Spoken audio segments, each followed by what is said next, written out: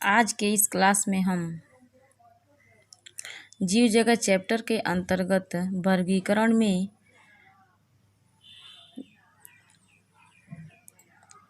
अगला टॉपिक गण या आर्डर पर चर्चा करेंगे। देखिए, तो इसके पहले हम पढ़े थे कुल, फैमिली, अर्थात जो भी समान गुण वाले जातियां हैं तो उनको एक वंश में रखा जाता है। उसी प्रकार जितने भी समान वंश वाले, समान गुण वाले वंश हैं उनको एक कुल में रखा गया है। जिस तरह से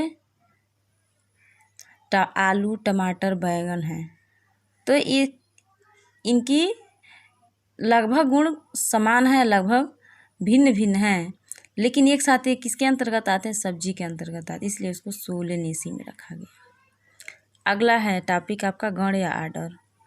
देखिए, समान गुण वाले वंशों को एक गण में रखा जाता है।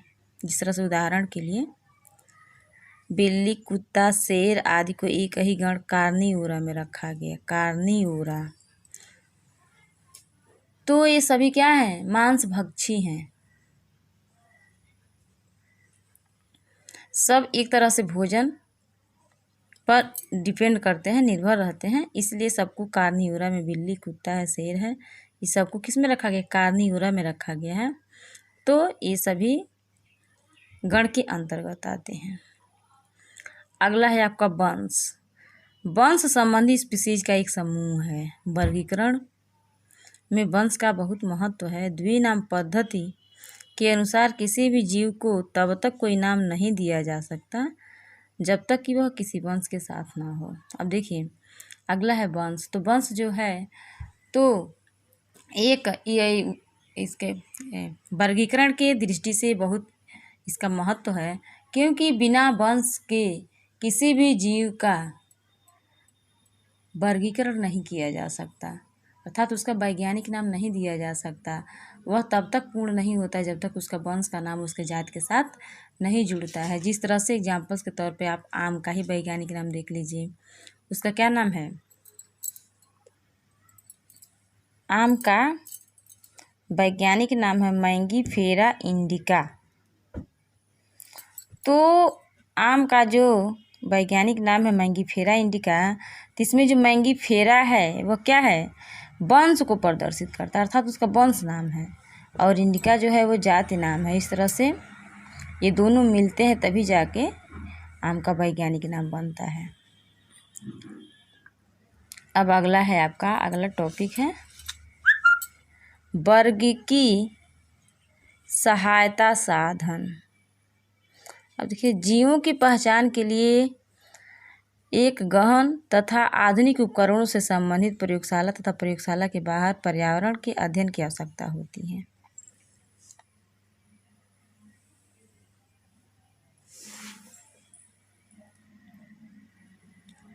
पौधों तथा प्राणियों के वास्तविक नमूने एकत्र करने आवश्यक होते हैं। ये वर्गीकीय अध्ययन के मुख्य स्रोत होते हैं, जो अध्ययन के मौलिक तथा वर्गीकरण विज्ञान के परीक्षण के लिए अति आवश्यक। इनका उपयोग जीवों के वर्गीकरण में किया। देखिए, तो किसी भी जीवधारी का जो वर्गीकरण है, तो वर्गीकरण के लिए क्या किया जाता है? उसके वर्गीकरण के लिए कुछ न कुछ तकनीकियों को अपनाया जाता है।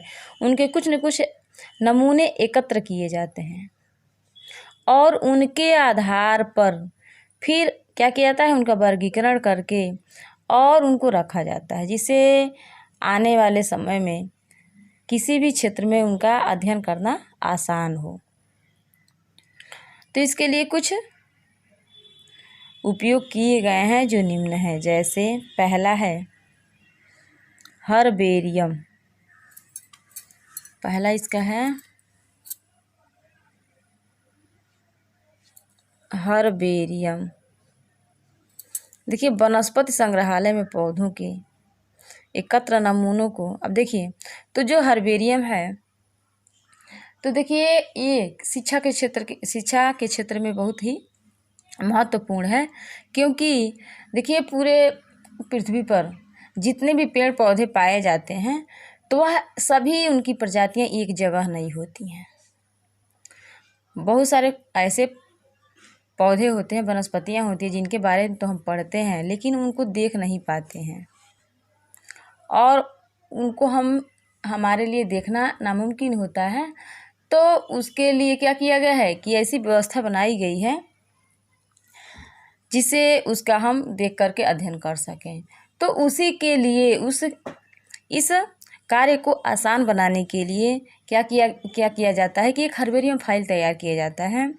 तो इसको क्या करते हैं कि इस फाइल को तैयार करने के लिए सबसे पहले क्या किया जाता है कि जो भी हमारे लिए आवश्यक वनस्पतियाँ होती हैं उनको क्या किया जाता है, एकत्र करके उनको क्या किया जाता है, सुखा करके, और क्या किया जाता है, पेपर शीट पे उसको दबा के रख दिया जाता है। और जब वो सूख जाता है तो उसको सूखने के पश्चात क्या किया जाता है, उस पर लेबल लगा करके पूरा उसके पार्ट के नाम को लिख दिया जाता है, और उसके नीचे उसका स्थानीय नाम, उसका वैज्ञानिक नाम, वह किस स्थान से लाया गया है, उसको एकत्र करने वाला कौन सा व्यक्ति है, उसका उपयोग, वो सारी चीज़ें क्या करते हैं उसमें लिख देते हैं कि जो भी उसका स्टडी आगे करेगा तो आसानी से उसके बारे में जान सके। तो ये इस तरह से क्या किया जाता है, हर्बेरियम फाइल तैयार किया जाता है। और वो हर्बेरियम फाइल जो होता है वो कई 20 से 25 साल तक रखा जा सकता है, जिससे बच्चे आसानी से उसे स्टडी कर सकते हैं, उनके बारे में हम जान सकते हैं। अब अगला है वनस्पति उद्यान, बोटेनिकल गार्डन। देखिए वनस्पति जो उद्यान है तो इसमें क्या किया जाता है कि जीवित पौधों का संग्रहण होता है। अभी जस्ट हम लोग ऊपर पढ़े हैं हर्बेरियम, तो हर्बेरियम में जैसे कि मान लीजिए कोई भी पौधा अगर हम उसको तोड़ के ला के सुखा के रखते हैं तो वैसे निर्जीव हो जाता है। लेकिन जो ये वनस्पति उद्यान है तो उसमें क्या किया जाता है, ऐसे पौधों का, वनस्पतियों का संग्रहण किया जाता है जो जीवित होते हैं। इनमें जो भी हमारे लिए दुर्लभ प्रजातियां हैं जिनके लिए अध्ययन हमारा आवश्यक है तो उसको क्या किया जाता है, बहुत बड़े बड़े वनस्पति उद्यान बनाए जाते हैं और उनमें उनको लगा दिया जाता है जिससे उनकी प्रजातियां विलुप्त ना हो और उनको हम आसानी से देख कर उनका स्टडी कर सकें। तो इसके लिए तैयार किए जाते हैं। अब देखिए कुछ है प्रसिद्ध हैं बोटेनिकल वनस्पति उद्यान, जैसे एक है इंडियन बोटेनिकल गार्डन हावड़ा जो भारत में है, एक है national botanical research institute Lucknow, वो भी भारत में है। तो ये बहुत बड़े क्या हैं, बोटेनिकल गार्डन है, वनस्पति उद्यान है जिनमें विभिन्न तरह के वनस्पतियों के नमूने आपको देखने को मिलेंगे, वो भी सजीव रूप में। अगला है आपका संग्रहालय, म्यूजियम।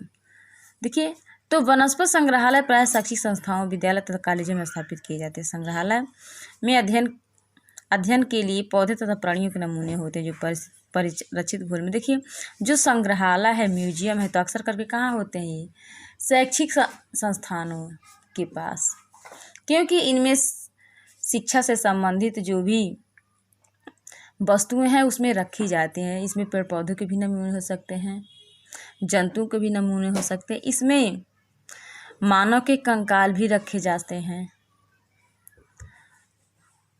इसमें भ्रूणी परिवर्धन का भी पूरा नमूना रखा जाता है, इसमें कीड़ों को भी मार करके पिन लगा के डिब्बी में भर के रखा जाता है। ये हर एक चीज़ों को इसमें रखा जाता है जिसको देख करके हम स्टडी कर सकें। अगला टॉपिक है प्राणी उपवन अथवा चिड़ियाघर, जूलॉजिकल पार्क। अब देखिए इन उपवनों में अधिकांश वन्य आवासीय। अब देखिए आप तो सुने ही होंगे चिड़ियाघर के बारे में कि जगह जगह क्या होता है, चिड़ियाघर होता है, और उस चिड़ियाघर में बहुत सारे ऐसे प्रजातियां रखी जाती हैं जिनको हम ऐसे स्वतः नहीं देख सकते, क्योंकि ये सब लगभग सभी जंगल के जीव होते हैं। तो उनको क्या किया जाता है, उसमें रखा जाता है, उनका पालन पोषण उसमें किया जाता है, और बच्चों को भी या फिर अदर कोई भी व्यक्ति उसको जा कर के क्या करते हैं, देखते हैं, उनके बारे में जानते हैं। तो ये क्या होते हैं, चिड़ियाघर होते हैं, जूलॉजिकल पार्क होते हैं जिनमें हर तरह के जीव जंतुओं को हम देख पाते हैं जीवित रूप में। अगला है कुंजी या चाबी। अब देखिए कुंजी या चाबी यह क्या है, एक अन्य साधन है, सामग्री है। तो कुंजी या चाबी से यहाँ मतलब है कि जो भी हम वर्गीकरण के लिए, जो भी वर्गीकरण होता है किसी भी जीवधारी का, तो उसके लिए कुछ संकेतांक बनाए गए, कुछ चिन्ह बनाए जाते हैं और उन चिन्हों को देख करके पहचाना जाता है कि किस वर्ग का है, किस कुल का है, किस फैमिली का। अर्थात उनके कुछ चिन्ह निर्धारित किए गए हैं और उन चिन्हों के आधार पर हम जान पाते हैं, या वर्गीकरण करने में भी क्या होती है, आसानी होती है। तो उन्हीं चिन्हों को क्या किया गया, कुंजी कहा गया, चाबी कहा गया है, जिनके आधार पर वर्गीकरण करने में भी आसानी होती है और उन जीव जंतुओं को पहचानने में भी क्या होती है, आसानी होती है।